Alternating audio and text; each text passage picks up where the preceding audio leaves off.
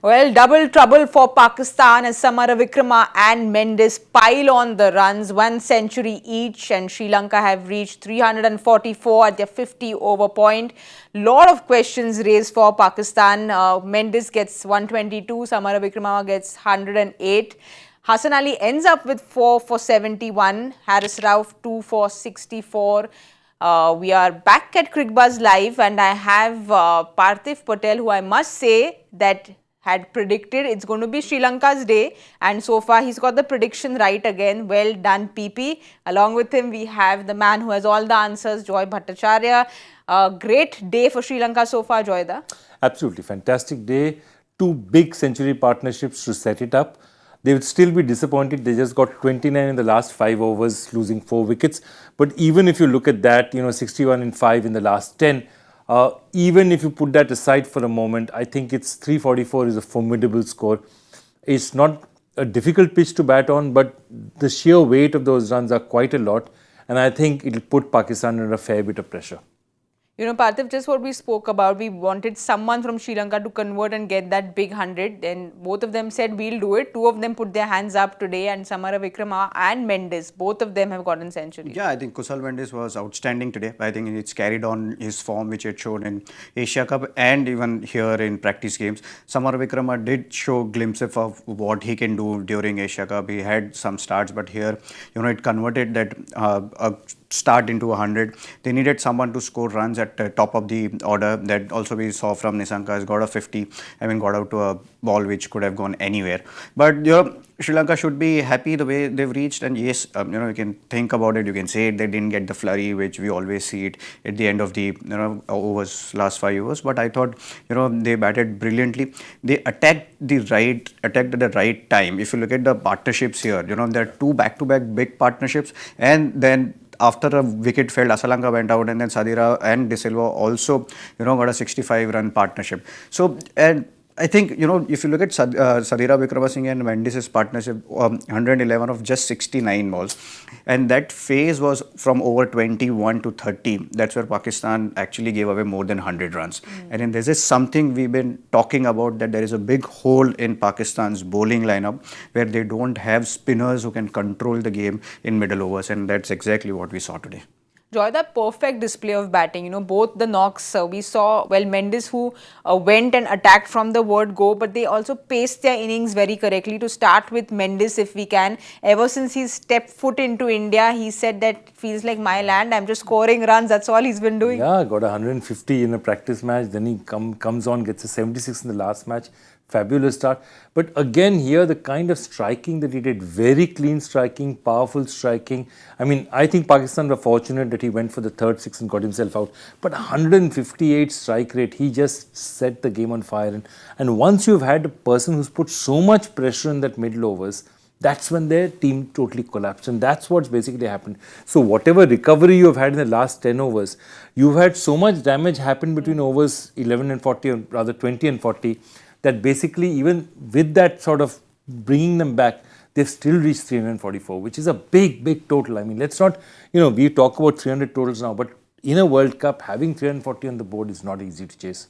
Sangakkara had spoken about Mendis, and he had said that he is somebody to look forward to. He's got that perfect head balance, and he's got everything that one should look forward to, and he is going to be the future of Sri Lankan cricket. He's been around for 8 years. It's not been very easy, but finally we see him coming into his own. Yeah, it's like some players do take their time. You see in some players, you see talent and you keep backing them, and that's a lot of teams have done that, and Sri Lanka has done that with Kusal Mendis. I think, the way he's been batting, the way he's actually playing, the way the fearless approach which this era's one-day cricket demands, and he plays like that.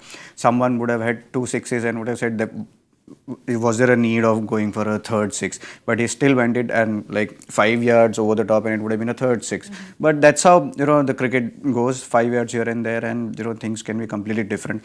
But I think the most impressive thing was the when you see wickets in Sri Lanka, they were slow and they were turning. He got runs there. Here, yes, you can say that wickets are flat, but there's still bounce. The Pakistani bowlers were still generating fair amount of bounce, but he was good enough to get to where he has. And even against South African pace attack where they were trying to bounce him out, he was still attacking, still clearing the boundary at ease. So a complete all-round batter we've been talking about here, and now it's good to see that he's putting that into a performance that can win his team games. That's something which you want, and that's something which we have been talking about Sri Lankan cricket. Still in the transition phase, but you need someone to step up and inspire the whole team. And Kusal Mendis is that character which everyone will look up to and play like the way he's been batting.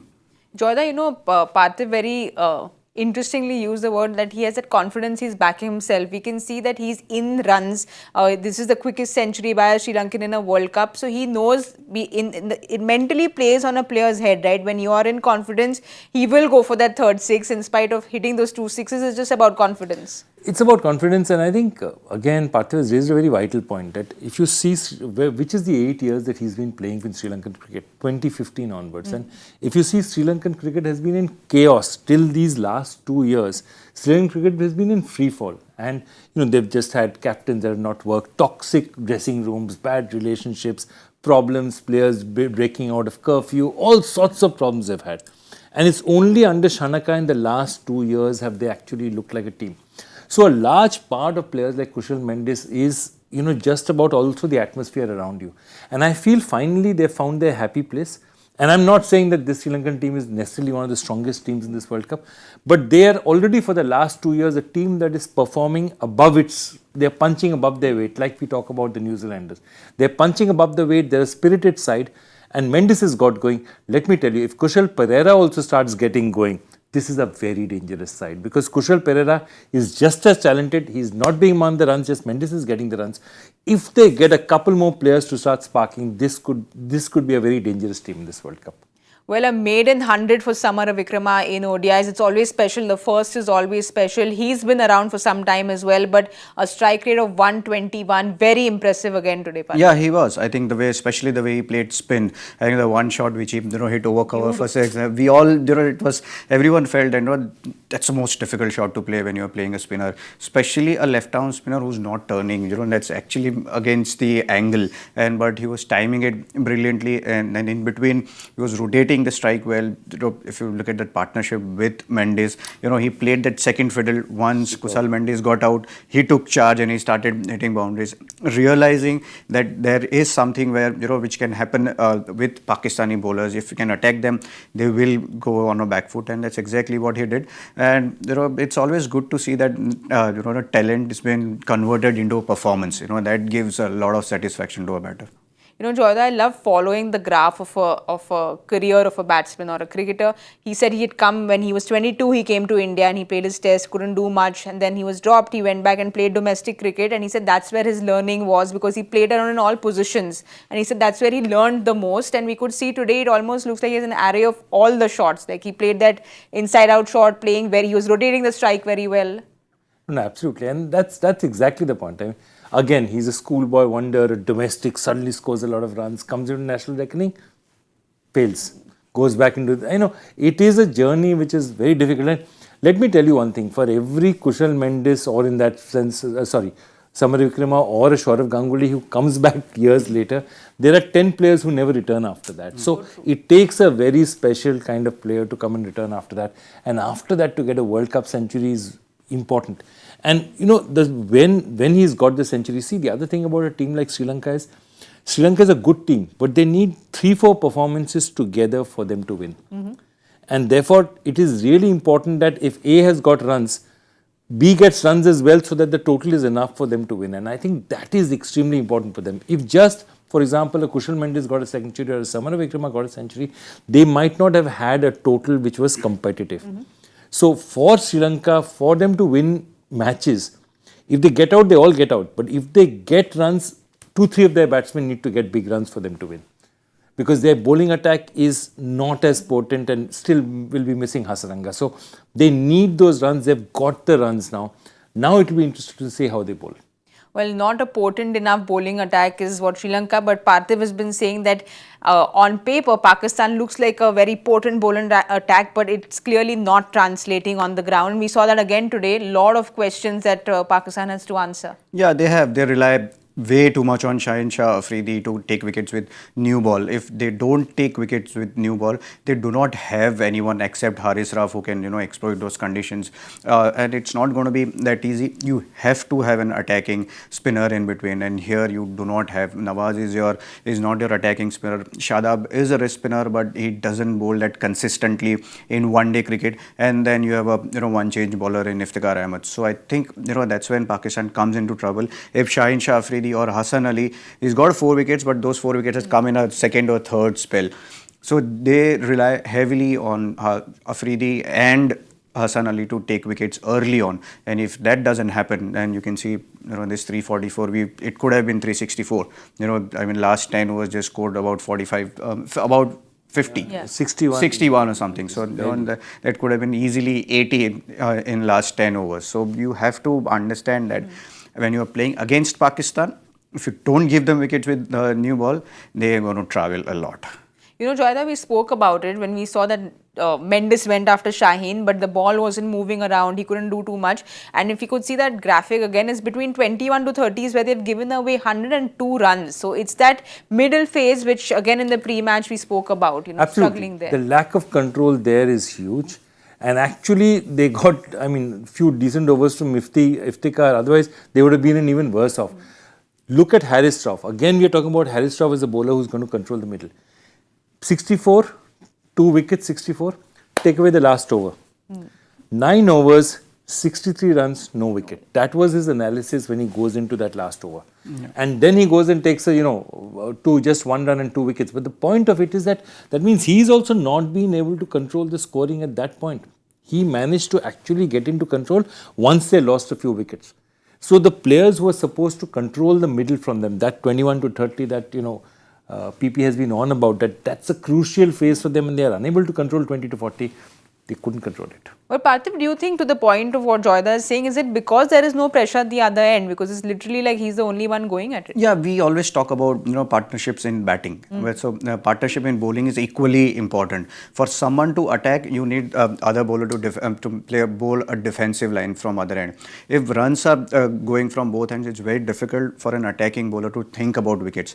If you are conceding so many runs from the other end, like Mohammad Nawaz or Shadab was conceding, it becomes very difficult for Haris Rauf to come and bowl that attacking line. Or even for a captain also, if they want to set an attacking field set, he cannot set that attacking field set because he has to control the game. And that's where I think Pakistan is struggling. And Haris Rauf, is a good bowler, there is no doubt about it. But he has bowled really well. That Joyda has raised the point that he has bowled really well when he has come on to bowl when 2 wickets have fallen down. But if they're 1 down for 100 or in 13, 14 overs, has he made an impact? But I don't think he has made that impact as yet. So, that's what I'm saying. They do not have that bowling attack which, we all have been talking. If it was Naseem there in that bowling attack, it would have been completely different. I still feel they should have gone with that 4 fast bowler theory which they did it in Asia Cup. Yeah. You don't have to play a spinner just because you have to play spinner. That could change the dynamic a bit, but I think that's something which Pakistan can think of definitely. But one thing which I just cannot understand, Joyda, if you can please share some light on it, is what is happening to Shaheen Shah Afridi, because the hype around him coming into India and everyone knows what he can do, how lethal he can be in the power play, but he just seems completely off colour. It's difficult. Look, again, one edge goes, suddenly he gets confidence. It's not that he's looking out of rhythm. It's just that the ball is not swinging very much at all, and he's not getting very movement. And once he doesn't take wickets up front, a lot of Pakistani bowlers are also confidence bowlers. If they get a wicket, they're a completely different proposition altogether. So they're not getting that early breakthrough. He's not looking the bowler he is. Again, let me tell you one thing, that forget all this. One pitch, slightly helpful condition, he takes 2-3 wickets, he'll be a different bowler. So these things change very fast. He's obviously a high quality bowler.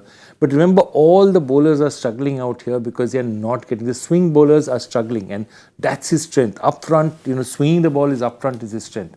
And but we actually spoke about this with Zach the other day, and Zach said that Shaheen Shah Afridi has come to phase in his life where, yes, if the ball doesn't swing, he'll adjust his length in a certain way, which maybe we haven't seen so far? Yeah, we didn't see him, changing the angle. You usually see a lot of left-arm seamers. They try and swing it for first couple of overs or 3 overs, and if it's not swinging, they go down the wicket and try and play with that angle, which left-arm seamers usually, exploits it. But that's where, you need to think proactively. You need to think that what is your plan B. You always go as a bowler that, for my first plan is to, try and get it, swing it and get it back and get an LBW or a bold. But what if that doesn't happen? What do I do? I think that's when, you have to be, on your toes and think that this is not happening, let me try this thing. And there is no harm in doing that. And then once you get the couple of wickets which Joyda is talking about, then the confidence and everything, ball comes out of your hand nicely, you start running better and everything just goes with the flow. So I think what Shaheen Shah Afridi needs here is a couple of early wickets whenever they play next, but hopefully not next. No, not next. Don't say that's that. what I'm saying. Hopefully, we don't want that. Hopefully not, but that's something that Shaheen Shah Afridi needs. Yeah, and then, well, unfortunately for the bowlers, even if they do get something and the fielders don't really support them, which we saw today again, that one sitter which Imam dropped, and then Shaheen Shah Afridi, of course, at cotton bowl was difficult, but you need the support of your fielders. You need the support of your fielders, but you cannot have a situation where the most economical bowler today was Iftikhar, 4 overs 22, yes. 5.5. Not one other bowler has gone below 6. Most of the fast bowlers have gone above 7. You cannot have a situation like that. Somebody has to come to the party. This is supposed to be a good bowling side. And I'm not saying that they're a great bowling side. I tend to agree with Parthiv that they're perhaps a bit overrated compared to, what they are, especially with Shah missing. But they're not also such a bad bowling side. And I think that's somewhere that adjustment has to happen. Well, everyone knows that their strength lies in their batting, in Pakistan's batting, and I think a lot will lie on Imam's shoulders because he's somebody who doesn't seem, we spoke about this in the pre-match and how Mendis is not converting the hundreds. Imam also has not really been converting his 50s, 60s into hundreds. So probably a lot of pressure on his shoulders also today. Yeah, I think, when you're chasing a target of in excess of 340, you need your opener to, get runs. He's been brilliant at home, but at away his record is not as great. He's averaging under 30. Strike rate is just about 75, which is probably below average at for his standard and for the way cricket is going around right now. So I think for Imam to, once he gets a start, someone will have to get 100. Not with Imam. I think it's a great opportunity for Abdullah as well. Shafiq, who's making a comeback. You are chasing 340 plus, there is nothing to lose here.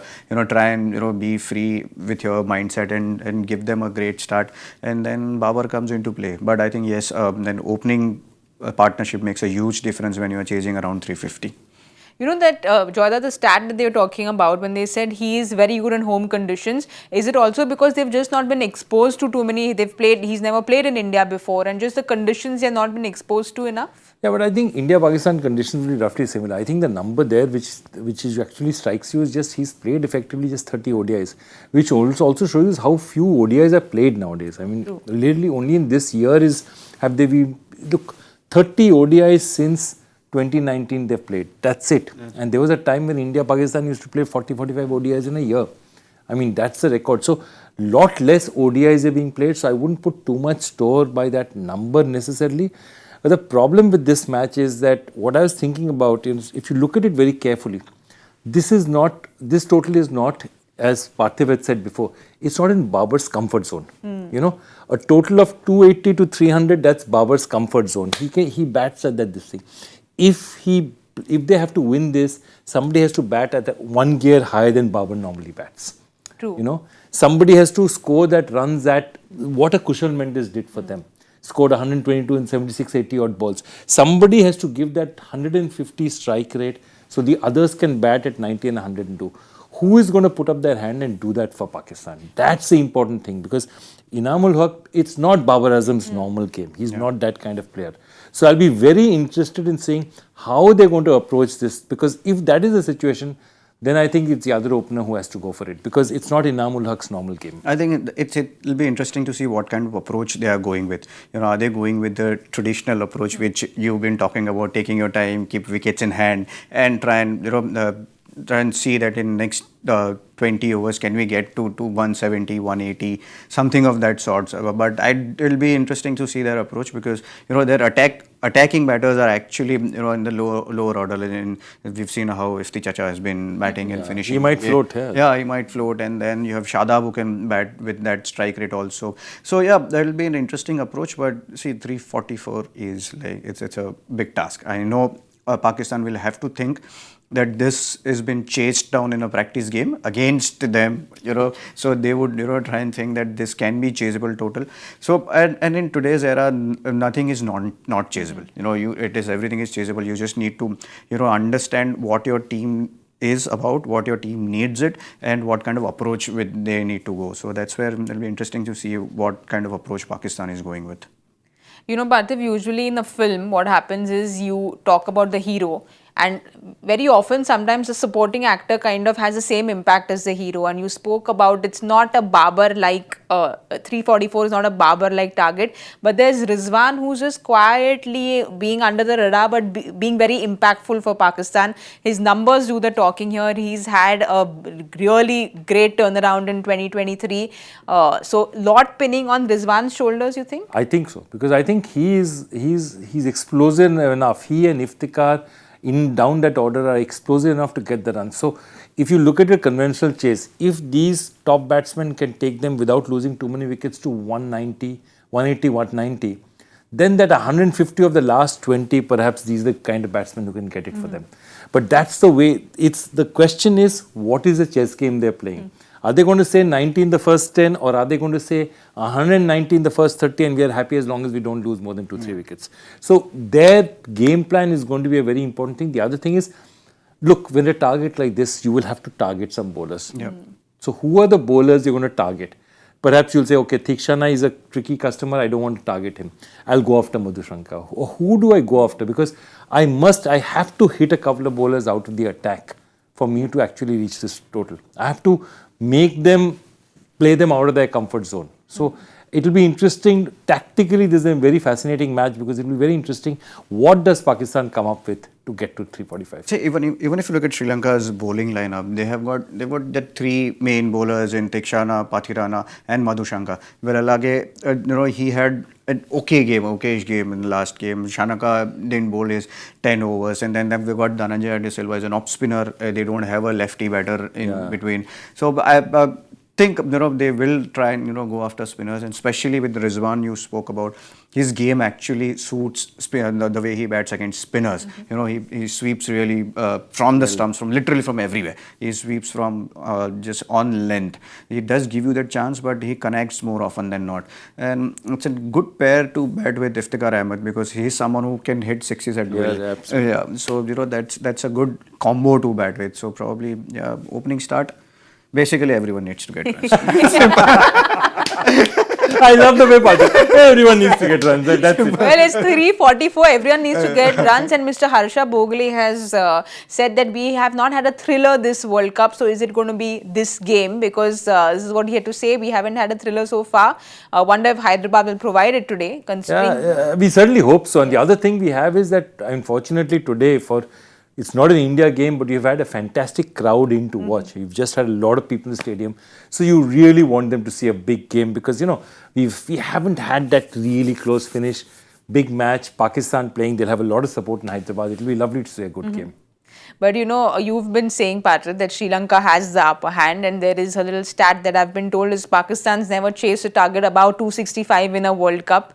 So if you go by record, never lost a World Cup game also. Exactly, they've never lost to Sri Lanka. You should not do stats too much. So I don't want to go into these stats, because these stats are very similar to what India-Pakistan stats are. Because Pakistan has beaten Sri Lanka 7 times and never lost to Sri Lanka in a World Cup. India has beaten Pakistan 7 times and never lost to Pakistan. So let's not go into history too much, but we'll have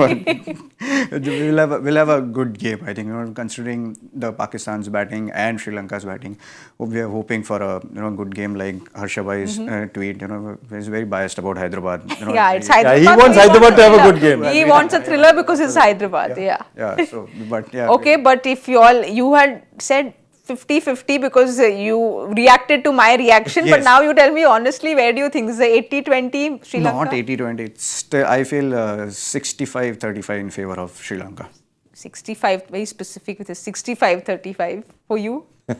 If since he's going specific, I'll go 66.66, 33.333, 2:1 chances that it's But All yeah, right. at this point in time, certainly the looks that way. I mean, they need something really special. We didn't succeed at all with our prediction game. I gave you all both second chances in the com box, and I might tell you that Joyda said a copy paste on what you said, 320. But even the second chance we didn't succeed. So let's, I think, pull up our socks a little bit and try and get at least close to this target. So if we, but my rules, you said I can go first. You have to go first. Now I can go first because I never get a chance to go first. So I'm going to go it. first. So the 10 over point, I'm going to go with 68 for 1. Oh, 68. They are not getting 68. I'm going 51. Ooh, that low. Okay. Why? In for a penny, in for a pound. 77. So Wow. I'm going for Harsha. This is for Harsha. All right. So, Mr. Bhogle, I hope you're seeing this because Joyda has thrown in his prediction hat at 77 only because he wants a thriller at Hyderabad. We'll wait and watch if we get a thriller at Hyderabad, but we will see you all at the 15 over point at the Cricbuzz com box. So, we will see you soon.